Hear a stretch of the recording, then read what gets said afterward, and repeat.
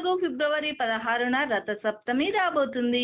ఇది సూర్య భగవానుడు పుట్టిన పర్వదినం. మన కంటికి కనిపించే ప్రత్యక్ష దైవం ఎవరైనా ఉన్నారంటే అందులో తొలి స్థానం సూర్య భగవానుడికే దక్కుతుంది. అందుకే ఆయనను ప్రత్యక్ష నారాయణుడు అని సంబోధిస్తూ ఉంటారు. హిందూ పురాణాలు పంచాంగం ప్రకారం మాఘమాసంలోని శుద్ధ సప్తమి నాడు 1000 కిరణాలు గల సూర్య భగవానుడు జన్మించాడని, ఆ రోజునే సూర్యుడు పుట్టిన తిథిగా భావించారు. అందుకే ఆ రోజును రథసప్తమిగా భారతీయులందరూ కూడా పండుగగా చేసుకుంటూ ఉంటారు. సకల జీవకోటి రాశులందరికీ వెలుగుని ప్రసాదించే సూర్యుడు రథాన్ని ఎక్కి తన దిశా నిర్దేశాన్ని మార్చుకునే రోజు కూడా ఈ రోజునే అని నమ్ముతూ ఉంటారు. రథసప్తమి రోజు బంగారాన్ని కానీ, వెండిని కానీ, రాగిని కానీ దానం చేయాలి. ఆ రోజు ఉపవాసం ఉండి సూర్య సంబంధమైన రథోత్సవాది కార్యక్రమాలను చూస్తూ కాలక్షేపం చేయాలి. రథసప్తమి వ్రతం చేయడం వలన ఆ సూర్య భగవానుని అనుగ్రహం, ఆయురారోగ్యాలు, సకల సంపదలు చేకూరాలని పురాణాలు చెబుతున్నాయి. అయితే ఈ రథసప్తమి రోజు ఈ 2 వస్తువులను కొని ఇంటికి తెచ్చుకుంటే చాలు, తరతరాలకు తరగని ఐశ్వర్యం వస్తుంది, సూర్యుడి అనుగ్రహం కలుగుతుంది, మంచి ఆరోగ్యం లభిస్తుంది, అనారోగ్య సమస్యలు తొలగిపోతాయి, తిరుగులేని రాజయోగం పడుతుంది అని పెద్దలు చెప్తున్నారు. మరి రథసప్తమి రోజు కొని ఇంటికి తెచ్చుకోవాల్సిన ఆ 2 వస్తువులు ఏమిటో ఇప్పుడు మనం ఈ వీడియోలో వివరంగా తెలుసుకుందాం. ఫ్రెండ్స్, ఫస్ట్ అయితే ఈ వీడియోకి ఒక లైక్ కొట్టి మా ఛానల్ని సబ్స్క్రైబ్ చేసుకోవడం మర్చిపోవద్దు. సౌరమానం ప్రకారం ప్రతి సంవత్సరం మాఘమాసంలో శుద్ధ సప్తమిని రథసప్తమిగా పరిగణిస్తారు. సూర్య భగవానుడు జన్మించిన పుణ్యతిథి ఈ రోజు. సూర్య భగవానుడు ఈ పుణ్య దినాన జన్మించుట వలన దీనిని సూర్య జయంతిగా కూడా పేర్కొంటారు. మాఘమాసంలో శుద్ధ సప్తమిని సూర్య సప్తమి, అచల సప్తమి, హా సప్తమి, సప్త సప్తమి అని అనేక పేర్లతో జరుపుకుంటూ ఉంటారు. పురాణాల ప్రకారం రథసప్తమి చాలా ప్రాముఖ్యత కలిగి ఉంది. ఒకసారి ఈ వ్రత విధానాన్ని, వ్రత ఫలాన్ని గురించి అడిగిన ధర్మరాజుకు శ్రీకృష్ణుడు ఈ విధంగా తెలిపాడు. పూర్వం కాంబోజా దేశమున యశోధర్ముడను రాజుండెను. అతనికి ముదిమి ముప్పున ఒక కుమారుడు కలిగెను. ఆ కుమారునికి ఎప్పుడునూ రోగములు వచ్చేటివి. తన కుమారుడికి వ్యాధులకు కారణమేమినని రాజు బ్రాహ్మణుణ్ణి అడిగెను. నీ కుమారుడు పూర్వ జన్మమున పరమలోభి అయిన వైశ్యుడు. రథసప్తమి మహత్యము వలన నీ కడుపులో పుట్టెను. లోభి ఎగుట వలన వ్యాధిగ్రస్తుడయ్యను అని తెలిపిరి. దీనికి పరిహారం అడిగిన రాజుకు బ్రాహ్మణులు ఇలా చెప్పారు. ఏ వ్రత ఫలితమున ఇతడు నీకు కలిగెనో అదే రథసప్తమి వ్రతమును ఆచరించిన పాపము నశించి చక్రవర్తిత్వము పొందును. ఆ వ్రతం ఆచరించిన రాజునకు తగిన ఫలితము కలిగెను. ఇలా వ్రత ఫలితము కలిగింది అని శ్రీకృష్ణుడు ధర్మరాజుకు చెప్పెను. ఇక సూర్యుడికి ఎంతో ఇష్టమైన ఈ రథసప్తమి రోజు 2 వస్తువులను కొని ఇంటికి తెచ్చుకుంటే చాలు, సూర్యుడి అనుగ్రహం లభిస్తుంది, తరతరాలకు తరగని ఐశ్వర్యం వస్తుందని పండితులు చెబుతున్నారు. ఆ వస్తువులలో మొదటిది గోధుమలు. అవును, రథసప్తమి రోజు గోధుమలను కానీ, గోధుమ రవ్వను కానీ, గోధుమ పిండిని కానీ కొని ఇంటికి తెచ్చుకున్నట్లయితే చాలా మంచిది. సూర్య భగవానుడి అనుగ్రహం లభిస్తుంది, మంచి ఆరోగ్యం సిద్ధిస్తుంది. గోధుమల గురించి అందరికీ తెలుసు. గోధుమలు చాలా బలవర్ధకమైన ఆహారం. గోధుమలలో చాలా పోషకాలు ఉంటాయి. సూర్యుడికి ఇష్టమైన ధాన్యం గోధుమలు కనుక రథసప్తమి రోజు గోధుమలను కానీ, గోధుమ రవ్వను కానీ, గోధుమ పిండిని కానీ కొని తెచ్చుకుంటే ఎన్నటికీ తరగని ఐశ్వర్యం వస్తుంది, ఆరోగ్యం సిద్ధిస్తుంది, లక్ష్మీ కటాక్షం కలుగుతుంది, పట్టిందల్లా బంగారం అవుతుంది, తిరుగులేని రాజయోగం పడుతుంది. గోధుమలు కానీ, గోధుమ పిండి కానీ కొనాలనుకునేవారు రథసప్తమి రోజు కొనండి. ఇలా కొన్న గోధుమలతో ఆ రోజు గోధుమ పాయసం తయారు చేసి సూర్యుడికి నివేదన చేసి ఆ తర్వాత మీరు ప్రసాదంగా స్వీకరించి తింటే సంవత్సరం అంతా ఎటువంటి అనారోగ్య సమస్యలు రాకుండా ఉంటాయి. మంచి ఆరోగ్యం లభిస్తుంది కనుక రథసప్తమి రోజు అందరూ కూడా గోధుమలకు సంబంధించిన పదార్థాలను కొని తెచ్చుకోండి. మీ ఇంట్లో ఉన్నా సరే ఒక పావు కేజీ అయినా సరే కొని తెచ్చుకుంటే మీకే మంచి జరుగుతుంది. ఇక రథసప్తమి రోజు కొని తెచ్చుకోవలసిన రెండవ వస్తువు ఏమిటంటే కుంకుమ. కుంకుమ గురించి అందరికీ తెలుసు.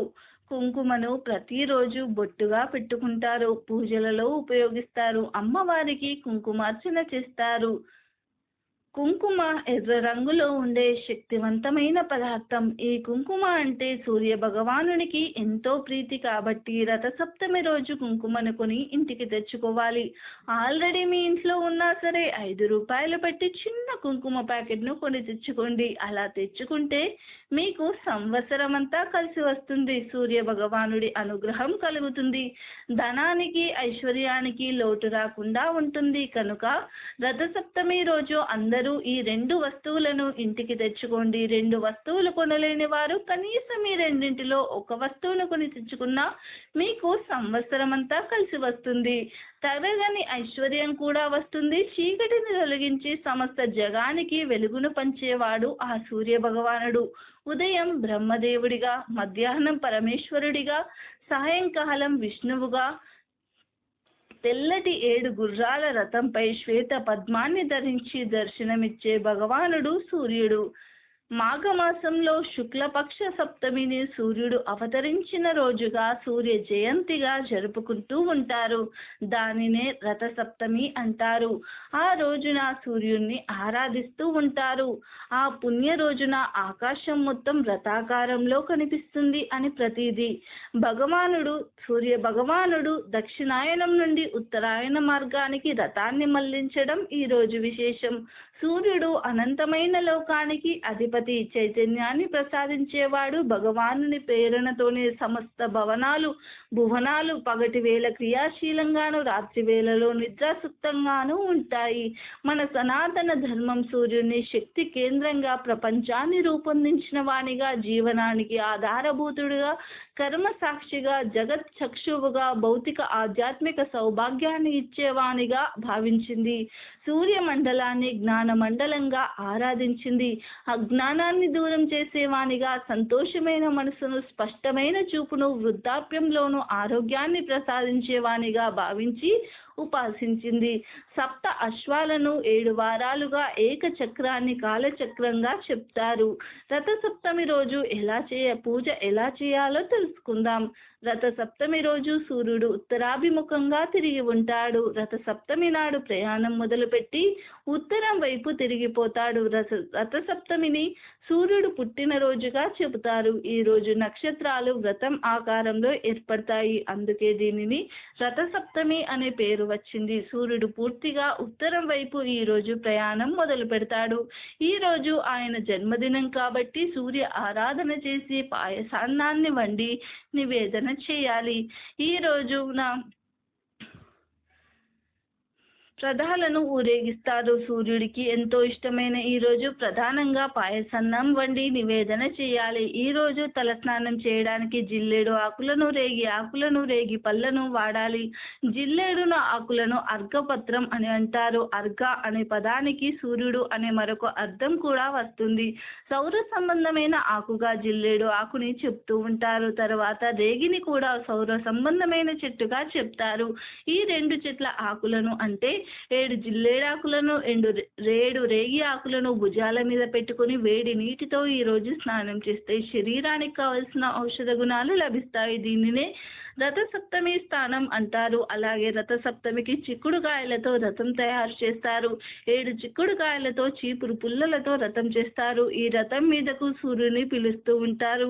చిక్కుడు ఆకుల్లోనే ప్రసాదం పెట్టి నివేదన చేస్తారు. పూర్వం రోజుల్లో అయితే చిక్కుడు పాదు కిందే సూర్యకిరణాలు పడే చోట పొయ్యి పెట్టుకొని ప్రసాదం చేసేవారు. ఈ అవకాశం ఉంటే చేసుకోవచ్చు, లేదంటే సూర్యకిరణాలు పడే చోట చేసుకున్నా మంచిది. ఏది కుదరకపోతే ఇంట్లో స్టవ్ మీద చేసుకున్నా సరిపోతుంది. వండే ఆహారానికి ఎండ తగిలితే వచ్చే ఆరోగ్యం వేరు. దీనిని ఓపెన్ కుకింగ్ అంటారు. పూర్వం ఓపెన్ కుకింగ్ ప్రచారంలో ఉండేది. వీలైతే ఎండబడే చోట ఈ పాయసాన్ని తయారు చేసుకోండి. అప్పుడు ఆ పాయసం మరింత అమృతతుల్యం అవుతుంది. ముందు పాలు పొంగుతున్న పాలల్లో బియ్యాన్ని వేయాలి. కడిగిన బియ్యం పక్కన పెట్టుకొని ఆ బియ్యాన్ని 3 సార్లు వేసేవారు కొంతమంది. బియ్యాన్ని కడగకుండా నెయ్యి రాసి వేసేవారు ఇంకొంతమంది. ఎవరి అలవాటును బట్టి వారు పాయసం చేసుకుంటూ ఉంటారు. పొంగిన పాలను సూర్యనారాయణమూర్తికి చూపించి నమస్కారం చేసుకుని బియ్యం వేయాలి. ఇందులో కిస్మిస్లు, జీడిపప్పు ఏమీ వేయకూడదు. పాలతో బియ్యాన్ని ఉడికించి ఆ పాల పాయసాన్ని సూర్యుడికి సమర్పించాలి. చక్కగా ఎక్కడైనా సరే అలికి ముగ్గు వేసి కుంపటి ఏర్పాటు చేసుకొని పాయసాన్ని వండాలి.